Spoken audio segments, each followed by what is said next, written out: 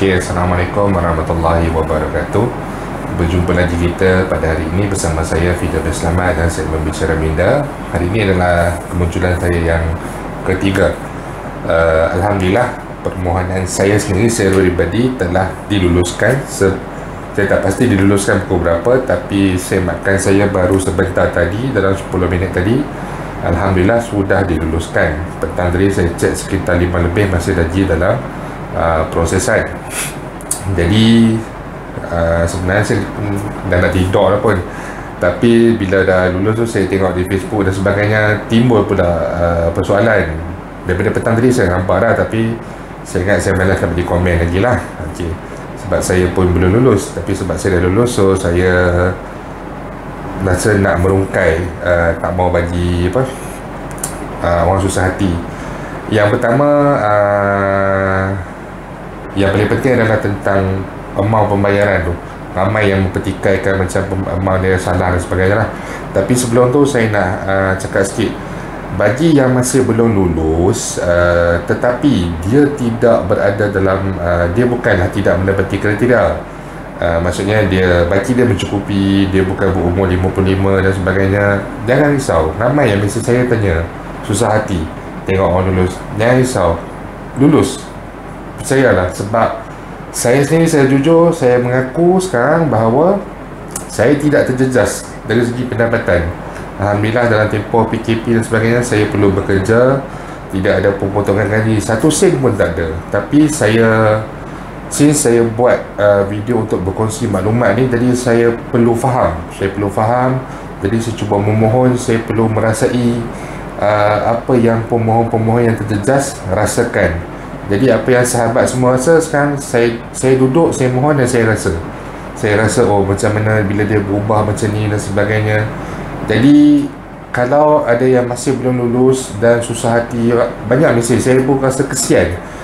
Jangan risau, saya berani jamin, saya bukan kedua SP, tapi saya berani jamin pemenang akan lulus. Sebab saya pada asalnya saya bukan orang yang layak untuk mendapat ICNAR kategori 1 ataupun kategori 2. Dulu saya tak layak. Itu yang pertama.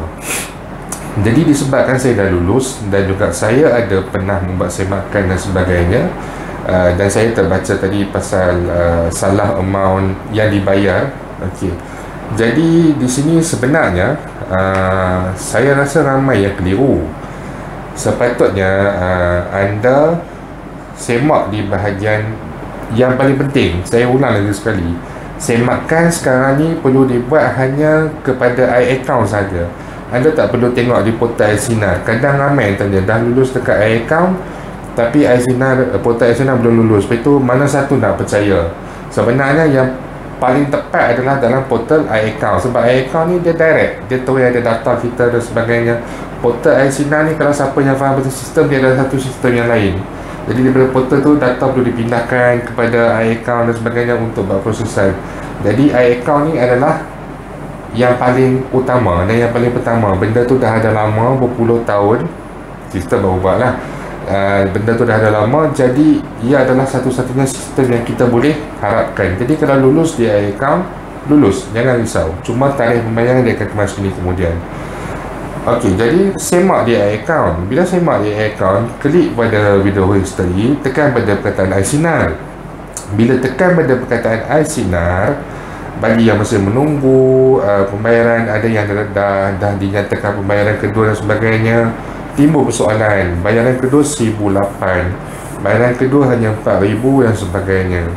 Yang pertama, apa-apa pun, kalau kita rasa tak pasti dengan kita punya berapa jumlah yang kita mohon, sama ada kita tolak scroll bar tu betul ataupun tidak, tengok pada dekat iAccount tu, di bahagian ICNAR tu, pada recurring payment end date, bayaran terakhir yang untuk kitaran bayaran bulanan tu, dia ada tulis macam saya pada Julai, kalau tak salah saya 5 Julai ke 6 Julai macam tu. Jadi kalau lah kata anda menerima bayaran kedua 1,008, 4,000 dan sebagainya, tetapi yang di bahagian recurring end date tu adalah pada bulan 6, pada bulan 7, jadi anda akan menerima bayaran secara bulanan. Bulan 3 dapat 2 bulan, bulan 4 dapat 2 bulan. bulan 5 dapat, bulan 6 dapat, bulan 7 pun dapat 2 bulan, ikut pada tarikh akhir bulan yang dinyatakan di atas. Lepas tu, kenapa saya cuma dapat 1,400? Kenapa orang lain dapat 5,000 dan sebagainya? Itu bergantung pada dua aspek. Yang pertama, berapa baki yang ada dalam akaun satu kita. Yang kedua, adakah kita, kalau kata kita mempunyai baki lebih 100,000, adakah kita tolak tu betul sehingga habis? Yang ketiga, ada lagi satu. Masa kita membuat permohonan, kita boleh memilih kaedah pembayaran. Bayaran pertama tu berapa ribu kita nak?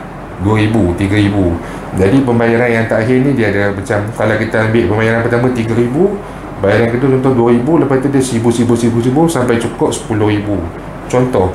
Jadi benda ni ramai orang yang overlook, ramai orang yang terlepas pandang, sebab kita dah permohonan lama, buat 11 bulan 1, buat 14 bulan 1, jadi ramai yang macam dah terlupa. Lepas tu ramai juga yang tak sedar, mungkin dia scroll benda tu tak habis.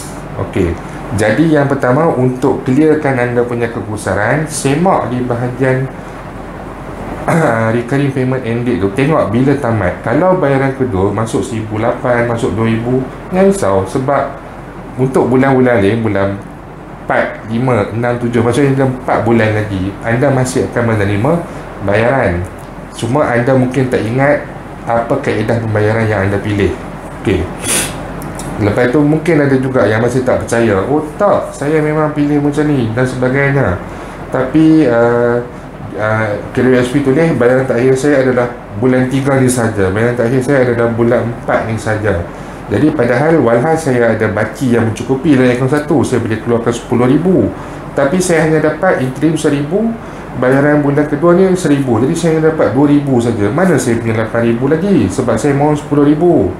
Tak apa, jika anda rasa anda buat tu dah betul sebelum ni, tetapi anda rasa bayaran daripada pihak KWSP itu adalah salah, jangan bimbang.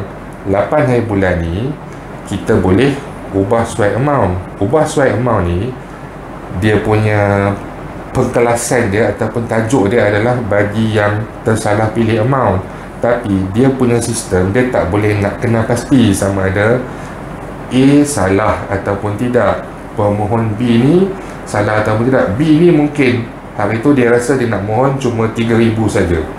Okay, tiba-tiba dah tunggu sebulan 2 ni, dia rasa ada keperluan nak menambahkan lagi amount dia, tetapi masa tu masih tak ada sistem dan sebagainya. Jadi bila ada sistem, dia boleh menggunakan sistem pengembasuaian amount. Walaupun dia tak salah, dia memang nak pilih keluarkan 3 saja, tapi sebab lepas bulan 2 ni ada macam keperluan nak gunakan duit, dia nak tambah lagi 7,000, jadikan maksimum 10,000 sebagai contoh. Yang kategori yang jenis B ni juga, dia boleh menggunakan sistem pengembasuaian amount. Pengembasuaian amount ni bukan yang mengkhususkan kita yang hanya salah saja, sebab sistem tu tak boleh kena pasti dia ni salah, dia ni saja nak tambah, dia ni macam ni pula. Tak, asalkan kita masuk pada sistem tu, selagi mana baki kita masih mencukupi dan kita layak, kita boleh ubah, dengan harapan jangan lagi tersalah pilih. Sebab saya rasa tak ada peluang ketiga, ini peluang kedua. Jadi gunakan peluang ni sebaik mungkin.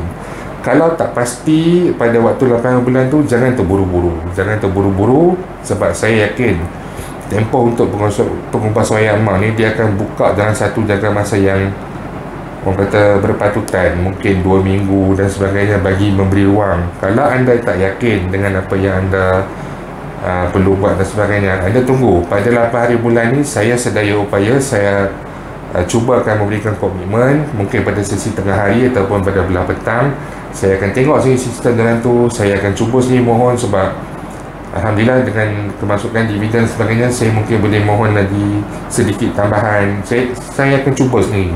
Saya akan cuba sendiri.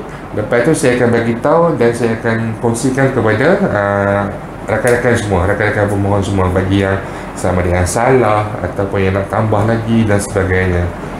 Kalau tak pasti, anda tunggu. Jangan bila hari pertama buka je anda terus terburu-buru, sebab saya takut rakan-rakan nanti, kawan-kawan semua takut tersalah lagi. Bila tersalah lagi, sedangkan kita memerlukan kewangan kan, tapi disebabkan kali kedua mungkin kita kelam kabut, terlalu terburu-buru dan sebagainya. Jadi bila kita buat dalam keadaan tergesa-gesa, Saya bimbang ada kesalahan lagi, dah tak boleh dah nak ubah sesuai. Daripada sepatutnya boleh tambah lagi 7,000, 8,000, tapi cuma pergi tambah lagi 1,000 sahaja. Jadi nasihat saya rumuskan untuk semuanya sekali. Yang pertama, jangan risau kalau belum lulus. Anda akan lulus lagi mana anda berada dalam golongan yang sepatutnya. Bukan baki anda mencukupi dan anda tidak berumur 55 tahun, tidak mempunyai simpanan yang bernilai 1 juta ringgit. Yang kedua, bagi yang rasa amount dibayar tu adalah tak betul dan sebagainya, cuba buat semakkan balik dalam portal iAccount, di bahagian history, tengok di recurring end date. Jangan tengok di bahagian pembayaran yang di bawah tu, tengok yang di atas. Dia ada tulis tempoh pembayaran bermula daripada bila dan akan tamat pada bila. Jadi kalau kata anda mendapat sebulan 1,008 tapi tamat pada bulan Julai, maksudnya anda akan ada di 4 lagi kitaran bayaran. Jangan risau. Yang ketiga, bagi yang salah amount dan sebagainya, yang nak buat penambahan dan sebagainya, ada rasa keperluan, boleh buat pada 8 hari bulan. Kalau rasa tak pasti, tunggu, jangan terburu-buru. Saya yakin pihak WSP tidak akan buka sistem tu hanya untuk sehari saja. Dia akan memberi ruang dan peluang kepada kita untuk memastikan dia orang pun tak ada kerja tambahan, kita pun tak perlu lagi nak orang kata apa, nak hubungi lagi, ada masalah, salah lagi dan sebagainya. Jadi apa-apa pun, kalau tak tahu tanya, kalau tak tahu rujuk. Nak rujuk pada siapa? Paling tepat adalah pada K-Line KWSP. Kalau rasa susah nak dapat K-Line, tunggu. Saya sebagai seorang content creator dalam YouTube ni, jadi sebab saya mohon sendiri, saya tengok, saya lulus, saya dapat entry dan sebagainya, jadi saya akan cuba berkongsikan dengan anda sebaik setepat yang mungkin. Okey, itu saja untuk malam ini. Terima kasih banyak kerana menonton. Seperti biasa, saya minta tolong bagi yang menonton dan belum subscribe, minta jemput anda untuk subscribe. Bagi yang menonton, jangan lupa juga untuk share kepada rakan-rakan dan juga ahli keluarga anda. Kongsikan, bukan semata-mata untuk menaikkan views, tapi juga untuk berkongsi maklumat. Sebab ada ramai yang yang kadang mudah keliru, mudah goyah. Baca sikit teori yang tak betul ni, diorang rasa macam terganggu dan sebagainya. Jadi kongsikan maklumat yang saya sampaikan ni. Saya sentiasa selidik, saya sentiasa kaji, semak dengan pihak WSP dan sebagainya. Jadi saya cuba menyampaikan setepat dan sebaik yang mungkin. Okey, itulah aja untuk malam ini. Terima kasih banyak lagi sekali. Assalamualaikum warahmatullahi wabarakatuh.